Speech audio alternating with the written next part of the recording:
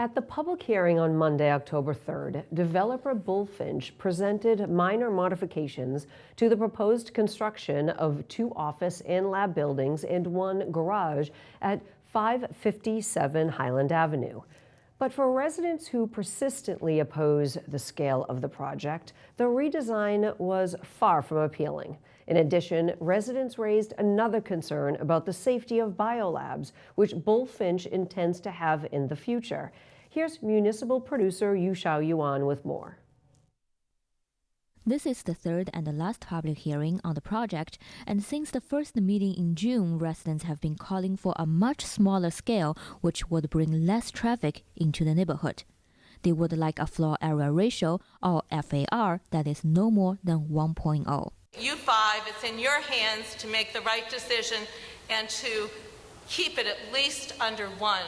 Under the zoning bylaw, the FAR that is allowed by right on this parcel is 0.7, but applicants can apply for a special permit through the planning board for a maximum of 1.35 FAR. Bullfinch started with a 1.31 FAR and proposed reducing it to 1.25 at a meeting in September.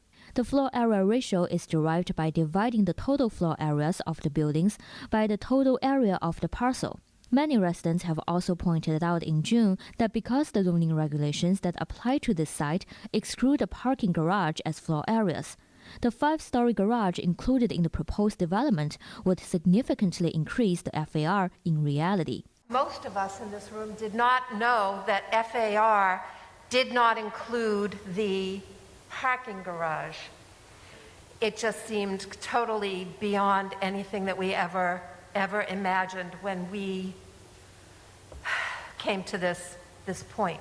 At the October 3rd meeting, Bullfinch proposed an updated 1.21 FAR by creating some top floor setbacks and notches on the building along Highland Avenue. These changes reduced the project scale by 15,000 square footage, which is about a 3% decrease from the previous plan. And once again, residents did not embrace this minor adjustment. We just reiterate that we need to find some compromise and get to a smaller FAR than even what's proposed right now. I think that's what's responsible for this community. How much are we going to sell special permits for? What makes it special?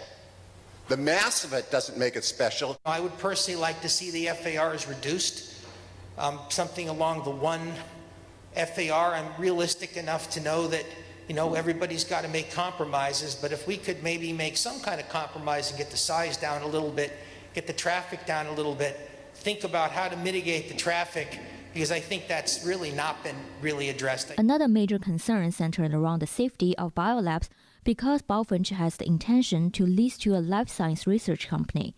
If granted the special permit, the labs on the site would be limited to biosafety level 1 or 2.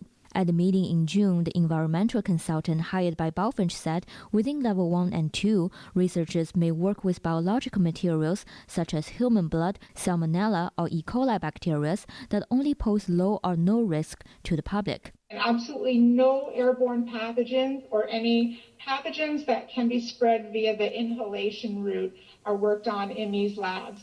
Under the Needham Biotechnology Registration Regulation, all biotech companies seeking to operate in town must first register with the Board of Health, so local health and safety-related officials can better assess and monitor potential risks posed by flammable chemicals and hazardous materials by following the National Institutes of Health guidelines. But many felt the current regulation and human resources were not capable of ensuring the safety of the community. You have not addressed or demonstrated Needham's understanding of what it takes to have a life science facility of this nature in our town, and what goes into and needs to go into the monitoring, management, and enforcement to make it safe. Who will be reviewing the purpose of the company and the specific technology being employed, the types of biological vectors and the host cell being used, the genes that would be altered?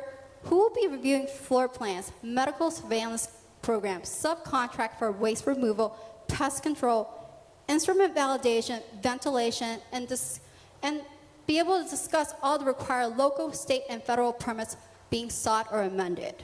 The Planning Board voted to close the hearing but are open to further clarifications from the Board of Health regarding regulations and requirements for the operation of biolabs. The board will need to make a decision on this application in 90 days. For Ningnan Channel News, I'm Yu Xiaoyuan.